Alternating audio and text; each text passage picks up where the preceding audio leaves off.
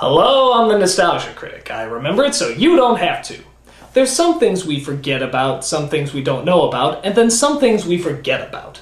One of these things is films. As much as I talk about nostalgic movies, good and bad, there's still some movies out there that are overlooked, whether we forget about them or don't even know they exist. They're not totally overlooked or unheard of, they're just not looked at enough. So, I've compiled a list of the top 11 greatest nostalgic American children's films that many of us forget even existed. Why top 11? Because I like to go one step beyond. So, sit back and enjoy the top 11 underrated nostalgic classics.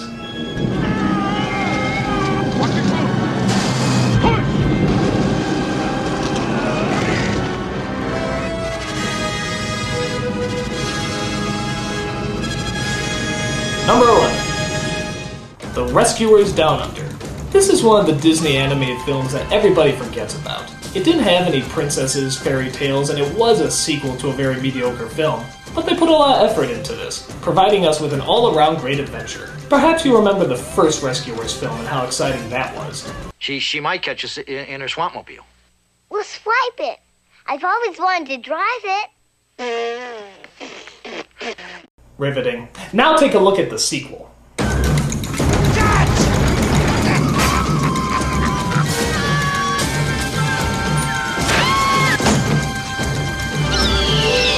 Damn! This film is a serious upgrade, with some great animation, great suspense, and some great underrated voice work. That's Bob Newhart and Ava Gabor reprising their roles from the first film. But it also has some really late greats, like the always incredible John Candy. And a couple of these. Oh! Okay, one's enough. And the always intense George C. Scott. I didn't make it all the way through 3rd grade for nothing. On top of that, the Eagle scenes are just phenomenal. One of the few on-screen moments that really simulates the illusion of flight.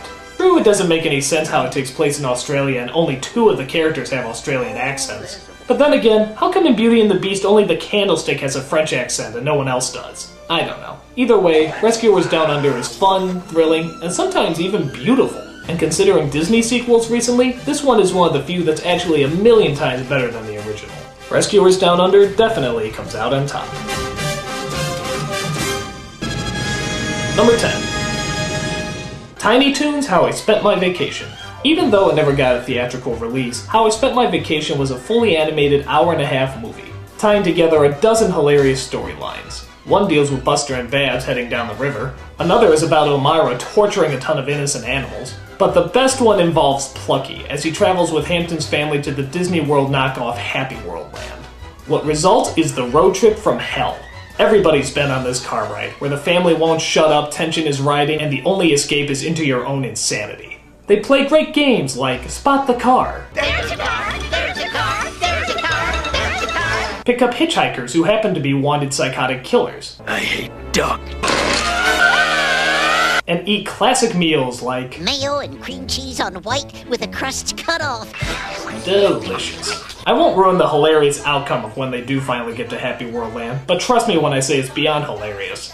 And of course it has all the slapstick, imagination, and clever in-jokes that Tiny Toons was known for in the later years. This one is one of my favorites, satirizing the THX sound system. The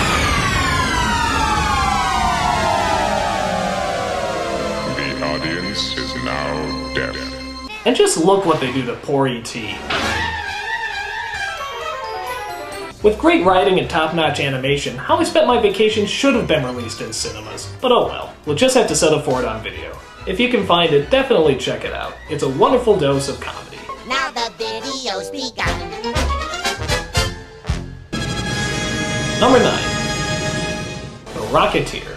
This is kind of like a Disney version of Indiana Jones, only not as watered down as you may think. It's got great action, great characters, and great hot steaming Jennifer Connellys. It's about a guy who finds a rocket pack that can propel him into the air and save people. How do the flames not burn his ass? I don't know. Maybe it's a special kind of underwear. But it's still fun to watch. The villain is played by Timothy Dalton, who plays an Errol Flynn type celebrity who's working for a pretty risque organization. I always knew Hollywood was run by Nazis, but wow. He's out to get the rocket so that the Nazis can partake in the most unpractical takeover plan of all time. Who needs planes when we can fly our own non-bulletproof bodies? It's also got some stars before they made it really big, like Alan Arkin, Terry O'Quinn, Pauly Sorvino, and of course, Jenny. Oh, you can roam my labyrinth any day. Actually, the ironic thing is that the only guy who didn't go anywhere was the Rocketeer himself. It's a shame, because he's really not that bad an actor. He's like if Brendan Fraser was a likable action star. It also has the best Howard Hughes ever. That Scorsese movie where Leonardo DiCaprio dressed up like Halloween, yeah, I don't buy that. This is the guy who should have played him. I can totally see him wearing tissue boxes in the future. Overall, Rocketeer was a great adventure. This guy was the real Rocket Man.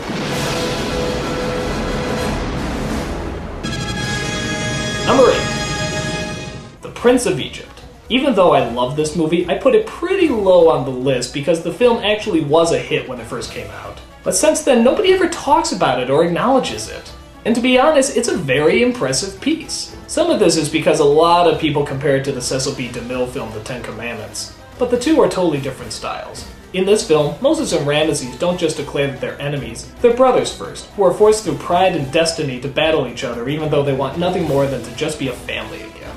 Some people are thrown off by the songs and the use of celebrities like Steve Martin and Martin Short. Does that make us Steve Martin Short? But the truth is, they're not in it for very long, and the songs themselves actually aren't half bad, especially considering they're done by the same guy who did Wicked.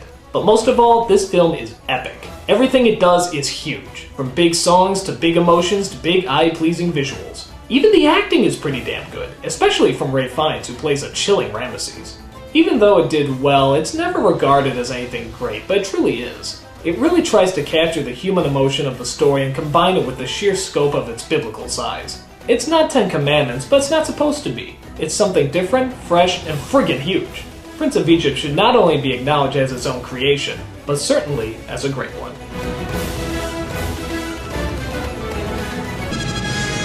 Number 7. Explorers. This film really targets the imagination of young sci-fi. It's about 3 kids, River Phoenix, Ethan Hawke, and some kid who never went anywhere, who get signs in their dreams about a spaceship that's trying to communicate with them. So what do? Build a spaceship in their backyard, of course. Duh! Okay, while that is a little bit out there, Explorers does know how to take a relatively silly idea and actually make it pretty plausible to kids. Most of the movie is just showing them making the ship, including how it'll fly, how they'll breathe, and all sorts of other details. And when they actually do get to the actual spaceship, it's a pretty damn cool spaceship, with all sorts of monsters and strange gadgets that they come across. The actual aliens themselves are kinda gay, which I guess is part of the joke. All they know about humans is what they've seen on TV. But that's a lot of build-up for a pretty silly punchline. There is a clever twist having to deal with a quote-unquote space pirate that comes aboard. But again, it seems like kind of a weird turn for something that was being taken so seriously before. Then again, it's not as much about the payoff as it is about the journey, and Explorers was definitely a very, very fun journey. The film, needless to say, is definitely worth a gander. Number 6. The Iron Giant. This film is picking up in popularity, but it's still not a household name like a lot of the Disney films, which is ironic because the film's director went on to direct The Incredibles and Ratatouille. But this film has a ton of creativity, comedy, and heart. It's about a kid who befriends a gigantic robot alien and how he, of course, wants to keep it a secret. Unlike E.T. though, the alien can't quite fit in his room, which leads to a lot of funny and clever moments. The best thing about this movie is the subtle relationships everybody has. Not just the kid and the alien, but the kid with his mother, the kid with the agent with the commander, the mother with the artist. All these relationships are present, but they're not shoved in your face. They play out very naturally. Of course, the giant himself is pretty damn cool too. He's made of metal, eats junkyards, and is voiced by Vin Diesel. Buy me that! More and more people are discovering this film, and with good reason. It's a good film, ranging from subtle and kind to outrageous and action-packed. Much like the giant himself, it's a load of fun and very well constructed. Number 5. Flight of the Navigator. This movie has some of the best build-up you'll ever see in a film. It's gripping, curious, and knows how to keep your attention. It's about a kid in 1978 who trips and falls and somehow wakes up in the year 1986. Everything has aged except him. Scientists are baffled, but even more baffled by the arrival of a spaceship that looks like a metal walnut. They believe that somehow the boy and the ship are connected, and that somehow the boy is the only way to figure out how to get inside. The mystery and build-up in the first half is the best part of the movie, but much like Explorers, it succumbs to kid movies syndrome and has a typical kids movie second half. But even the second half isn't bad. Watching a kid fly around in his own personal spaceship is pretty cool. And on top of that, it has Paul Rubens of Pee Wee Herman fame who does the voice of the computer. You have the information I require to complete my mission. That doesn't sound like Pee-wee. Whoa! There he is! Actually, I'm glad he doesn't do the Pee-wee voice that much in this movie. I mean, can you imagine how awkward that would be? This is crack. The one downside to the movie is that the kid's a bit of a wimp. I think it was written with a younger boy in mind, but instead they went with this older kid. So the cry scenes are, you know, kind of weird. Please, where's my mom and dad? Dude, just plug in your Xbox and you'll forget about all your problems like everyone else your age. With great build-up, great story, and great effects, Flight of the Navigator is definitely worth a rent sometime soon. Number 4. Return to Oz. Oh, you mean the sequel to The Wizard of Oz, that charming, colorful musical? Oh, what a delight! I can't wait to visit that magical wonderland again to see all the whimsical enchantment.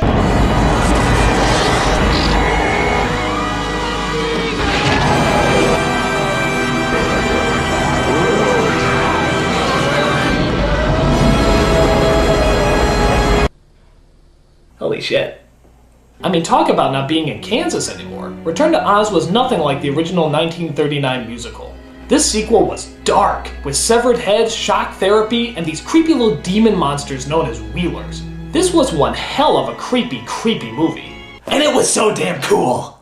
I mean, for as creepy as it was still pretty imaginative. Still keeping a lot of the charm and surreal nature that Oz had to offer. Just don't expect any cute little munchkins singing, unless they're decapitated. The film also has new characters, like Tick-Tock, Pumpkinhead, and a couch named Gump. Like I said before, I think a lot of kids like being scared because it pulls them much more into the action. If they didn't like being scared, they wouldn't go out for Halloween or watch High School Musical. As dark and creepy as it is, Return to Oz was fun and creative, knowing exactly how to scare the enchanted shit out of us. It was a novel experience, wasn't it? Number 3. Babe, Pig in the City. This movie is just incredible. When you're not being sucked in by all the imagination, visuals, and surprising interesting characters, you're sucked in by the technical wizardry that makes this movie work. But it's funny because not once do you question how they got the animals to be trained so well or how they did so many of the effects. How can you when you have so much creativity just exploding around you? The characters are entertaining, the story is fun, and its tone ranges from light and fluffy to dark and brooding. Everything is extreme and odd, the exact opposite of the first Babe movie, which I guess threw a lot of people off. Nobody knew how to feel while watching this film, whether to sit and cry or laugh uncomfortably. But to me, that's the sign of a great film, making you feel and combine all sorts of emotions to give you a new and bizarre feeling. Like feeling happily sad. This film is literally a roller coaster ride, combining big emotion with big visuals. Not to mention one of the most fun climaxes you'll ever see. Yeah, it's a bit dark, but your kids could use a little tougher material sometimes. As long as it ultimately results in a happy ending, I think most kids will be cool with it. If you get a chance, go to your local video store and bring home the bacon. Number 2. Batman, Mask of the Phantasm. Fresh off the animated series, Batman actually did have one cartoon film that was released in theaters. This film came out around the same time as Joel Schumacher's Batman Forever, and many of us were surprised to find that the animated film actually treated us more like grown-ups than the grown-up film did. The film dives into Bruce's past as we discover that he actually almost had a normal life before becoming Batman. And as the cartoon usually did, it pulled us into the tough choices and gothic storyline that Batman is best known for. On top of that, we got a new villain called the Phantasm, who could appear and disappear with a puff of smoke. That's pretty cool. And they were also nice enough to give us the Joker, who plays a part in a murder mystery that's actually pretty detailed and interesting. As always, the animated Batman is dark and epic, mixing the dreams of a hopeful life with the darkness of reality. It's funny because everyone who sees this movie always asks, why didn't this film do well in theaters? To which I always reply, well, did you see it? The truth is the film was a big bomb at the box office, but hopefully its life on DVD is growing. Because it actually is a very slick and well-constructed thriller. It's intense, adventurous, and dripping in that brooding gloom that we all love from Batman. If you missed it on the big screen, then don't miss your chance to catch it on the small one. And the number 1 underrated nostalgic classic is The Secret of NIMH. Here's an animated film that really treated us like adults, and is actually more clever than it looks. While it was about cute little mice who were having big adventures, Secret of NIMH had a sophistication to it that very few anime films had, especially considering the subject matter. Its hero, Mrs. Brisby, is not a wisecracking heroic warrior, but rather a frightened mother who braves her way through certain danger to save the life of her son. Her fear is our fear, but her bravery gives us the courage to stay with her and face the danger. On top of that, The Secret of NIMH is a three-way battle between the evolution of nature, science, and the unknown. All three are in constant battle in this movie, resulting in extreme ideas and uncertain decisions. The rats of NIMH have been altered through medical experiments, and have evolved into creatures that may be even smarter than mankind, creating electricity, light, and even some mystical elements that can't be explained. Because of this, the rats have a responsibility to their gifts, and decide what choices must be made to survive and continue to grow. Ultimately, it's all three, science, nature, and the unknown, that are needed to move forward to a stronger future. And it is the heart of our main character that shows them the way. Its settings are harsh and uninviting, but it's Mrs. Brisby who pulls us through with her warmth and courage. Its ideas are complex, but not so much that kids and adults can't follow it and understand it. The Secret of NIMH is powerful and intense, creating a world of nature, technology, and magic. And it's, in my opinion, director Don Bluth's strongest work. The Secret of NIMH, my pick for the best underrated nostalgic classic. I'm the Nostalgia Critic, I remember it so you don't have to.